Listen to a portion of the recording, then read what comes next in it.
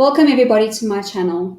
If you haven't come from Baldy Cat's channel, please go and watch that video first. All the links will be in the description. You'll need to watch that video for context about what's going to happen in this video.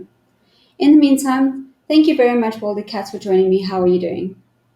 I'm doing really well, thank you, and looking forward to this. Thank you for having us. And this would, I think the whole Scientology thing was something that you introduced me to. So to give me a chance to investigate something new as well, I just want to thank you for that, because it's been a blast. I've enjoyed it.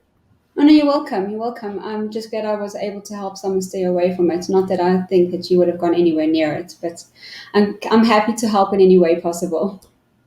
Brilliant. It's been great. It's been great fun. It's been great fun. I'm looking forward to this and finding out a bit more, because I know I'm so, we talk about the rabbit hole and how deep you go, and I'm only at the very top, really, because I've always been aware of it, as some kind of like sort of weird cult, I kind of thought, but I didn't realize just how crazy it got. Yes. Oh, you're right at the top. So I'll meet you at the bottom here. I'll be waiting for you at the bottom when you reach the bottom. It's a long fall. It's a long fall, I promise. But on your channel, you showed a clip of John Sweeney from Panorama on BBC, with regards to him being followed by PIs as well as Mike Rinder, who used to work he used to be part of Scientology as a top executive. He used to run the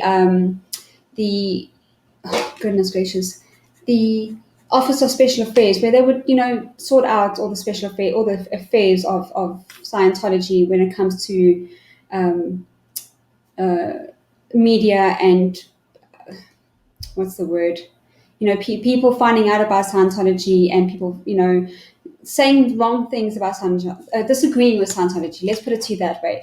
So he would be the one to make sure that people are shut up, Mm-hmm. So with John Sweeney, it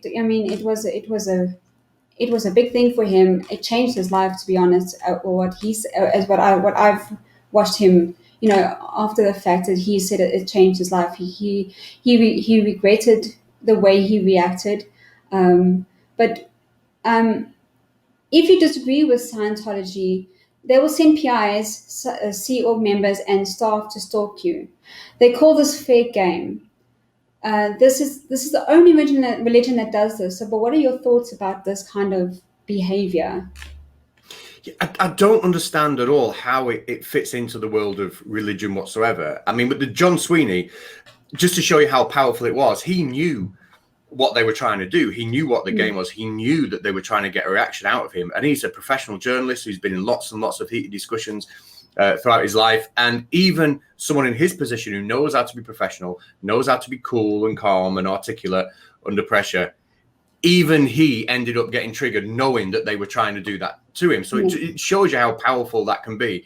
And obviously there is no link to religion there. It's a PR battle. And what they did with that tape, we actually saw in the UK over here, because they did a follow-up to that documentary. John Sweeney did a follow-up. I don't know if you've seen that.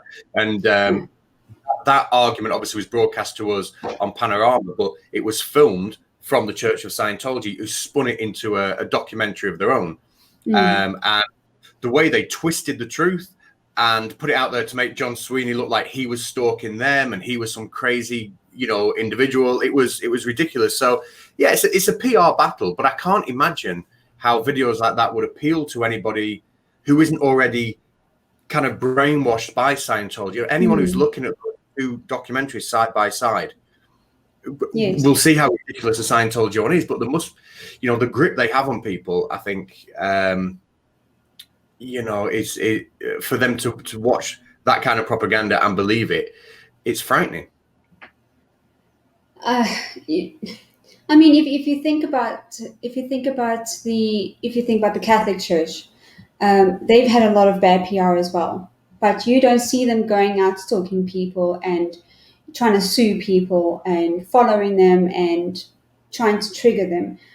It's the only church that actually does it. The Scientology Church is the only religion that thinks it needs to protect itself from PR, bad PR. it's the only I've never heard, and I'm still young, so I don't know of any other church that actually does this, any other religion that actually does this. So I mean, I yes, think at the end of the day, when you're a church, you obviously have the tax benefits of being a religion, don't you? And that protects, your income. And to me, I'm convinced after looking that the whole thing is about, let's maintain our status as a religion so we can bring in as much money as possible by selling books, creating drama. Almost those kinds of instances with Panorama are almost creating drama, getting people interested in Scientology, getting people interested in the books. It's a very, I suppose you could say it's a very clever, if not slightly sinisterly run business, couldn't you? that's exactly what it is. It's a business. Yeah. It is a business. And talking from a business point of view, if you become a member of Scientology and join the Sea Org, I mean you're paid less than minimum wage. I think you're paid about $50 a week, and that's to buy your groceries, buy food, and that's very, very little. So if you when you become a member of and join the Sea Org, you sign a Billionaire Contract. What are your thoughts on this? Well, I was looking at the Billionaire Contract, and the church themselves, they say that it's not legally binding. So they actually have their own information on their website and on some of the things that they, like the publicity flyers, etc., they give out, saying it's not a legally binding document. So they own up to that from the start. They claim it's just there to show that it's some level of commitment, to show that you are willing to, if you believe in your own soul, to put that on the line and give it to them. But again, it seems a very odd thing to do. It seems kind of the behavior that a cult, would do.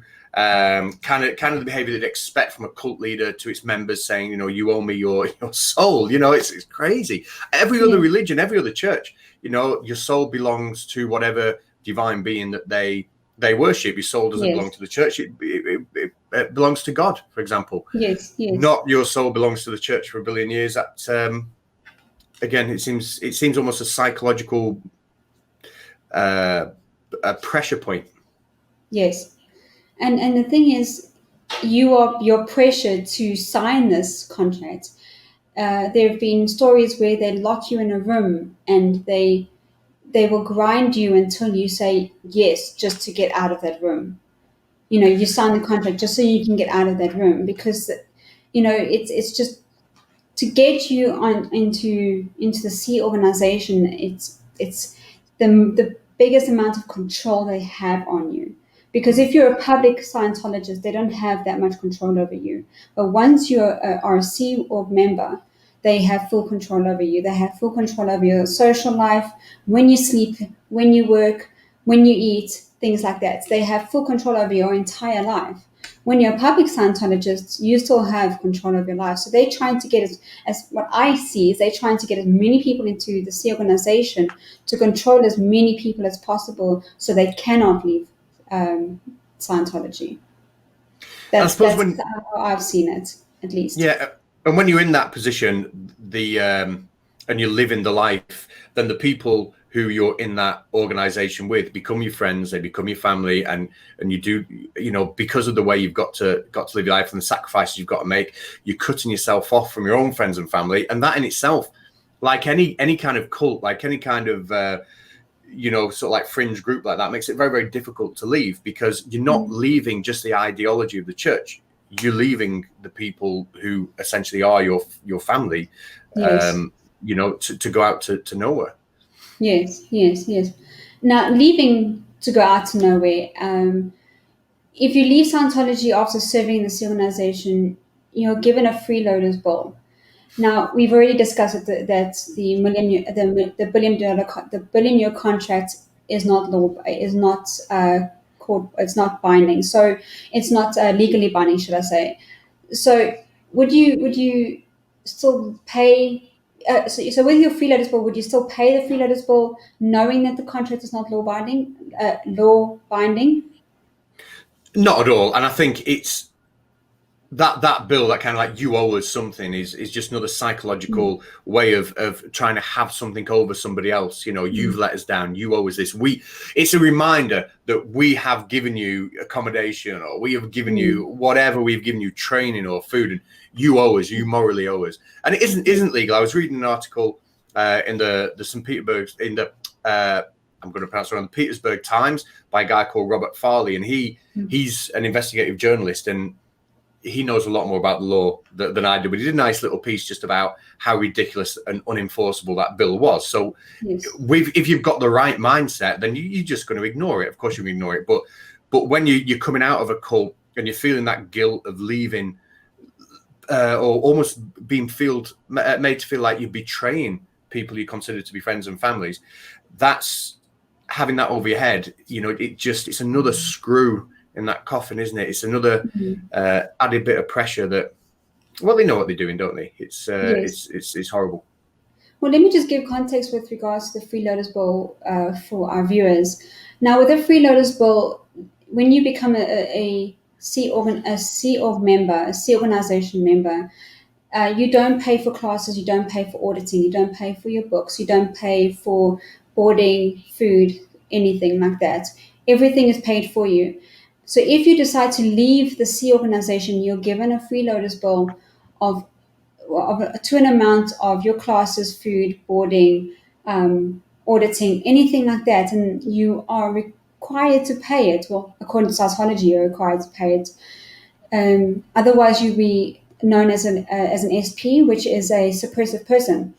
So a lot of people that have left Scientology have paid it because for their personal reasons, they feel they had to pay it.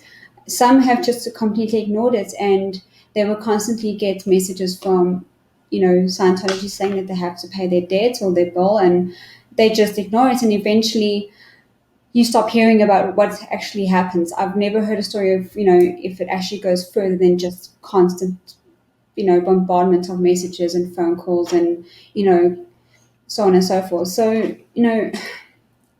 it's a sticky one, but for me personally, I would never pay the Free Lotus Bill. Because the contract is not binding, I would not pay it at all.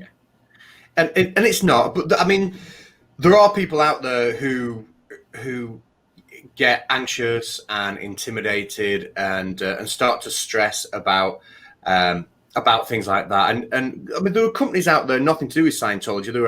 There are parking fine companies out there, especially in the UK, that really have no legal standing whatsoever, but will harass you with letters if they, if you've parked on a pub car park or whatever for astronomical amounts of money. You're on the car park for half an hour. Here's a letter, £200. We're allowed to take you to court. And, I've had them myself and I just completely ignore them and nothing comes from them. But there are people out there who are getting these letters and they're strongly worded and they panic and they pay. And it's just, a technique to bring funds into a business, isn't it?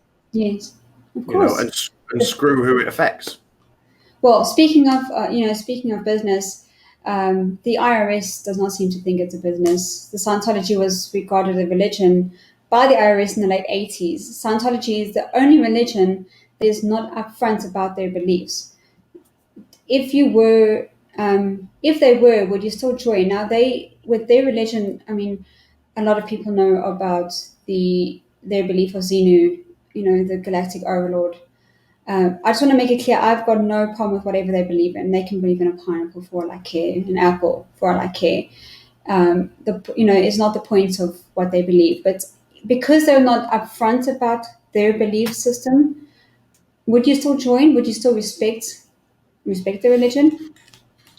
I would never, join Scientology, but I can see why some people do, because the way that it's presented to them isn't really as a spiritual religion that has a belief in a divine being. It's presented as a way of life that will make you psychologically healthier, and therefore your life will then be better. And there is some genuine benefit, to that. There is genuine benefit to living a life which improves your mental health. And, that is going to make you more confident. That is going to make you more productive. And in return, you are going to be more successful. And I think people will fall into it for that side of it, which is fine. You don't need to go into a cult or a church or a business like that to get those benefits, but some people will. The problem is that when they get to the level to get access to the information, like, you know, Xenu, like you've said, they are, I mean, there must be hundreds of thousands of dollars out of pocket by that point. And then where'd you go? When you realize how farcical it is, what choice have you got at that point? I mean, Scientology in the beginning has been regarded as kind of a self-help kind of thing. You know, like for me, if you want self-help, go buy Chicken Soup for the Soul. That will give you just as much information. But yes, you're right. When it comes to finding out about Xenu, you are hundreds of thousands of dollars in. You've spent maybe about 10, 20 years in Scientology just to get to that stage. And you feel that you've come this far, you might as well finish, you know, carry on. A lot of people, though, when they read about Xenu, they're like, what is this crap? You know, I mean, this is something straight from a comic book, basically, and it is. It's basically straight from, because L. Ron Hubbard was a science fiction writer. You know, he wrote fiction. And he's a prolific writer. He still holds the record for the amount of stories he's written. So it's basically straight out of comics. And when people read it, again, when Leah Remini said that you read what she read about Xenu, she looked at her mom and she said, "Is this?" You know, like she couldn't understand. And her mom is sitting on the other end, looking at her, saying, "Isn't this exciting?" And I'm like, no, I've spent so much money to read this, to come this far, to see this. You know, I found it funny. I found it hilarious because, I mean, Leah Remini is a hilarious person anyway, but I found it, but she went on to she went on to OT4, and then, you know, the whole thing with Tom Cruise asking about at Tom Cruise's wedding, she asked about where the leader's wife is, you know, Shelley Miscavige, and to this day she's still missing. And now I'm going off track, but that's fine, you know. But it's just the story of Xenu, you know. Fine, you know, some mythologies are just as crazy. Some religious, you know, stories are also just as crazy. But again, we're not about it. But it's just, I think it's the fact of not being upfront about it, not saying, we believe in Xenu, this is who he is, this is what he did, and this is why we are doing Scientology, trying to get rid of the Thetans that he brought to this planet type thing.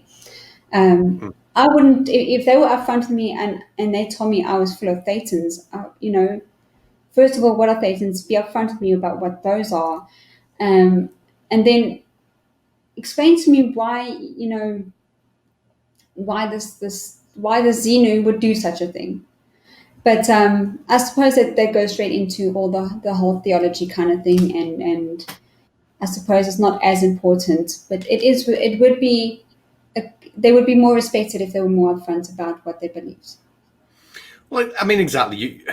A religion is, you know, they are open books, aren't they? Everybody knows what a religion stands for, what a religion preaches, and that is how other religions bring people in. You know, these are our beliefs, you know, and they go out there and they tell people for free, you know, these are our beliefs, and whether you think that's good or bad, whatever your stance on religion is, that is how they operate. They don't operate like any other religion whatsoever, but they do, like the other religions, get the fantastic tax benefits, don't they? And I think that's all that they care about. Yeah. So I'm going to ask you a very tough, hard question. You and your wife are both in Scientology. You decide that you've had enough and this is all utter crap. You decide to leave, but your wife wants to stay. She is then told she needs to divorce you and disconnect from you. How would you handle this?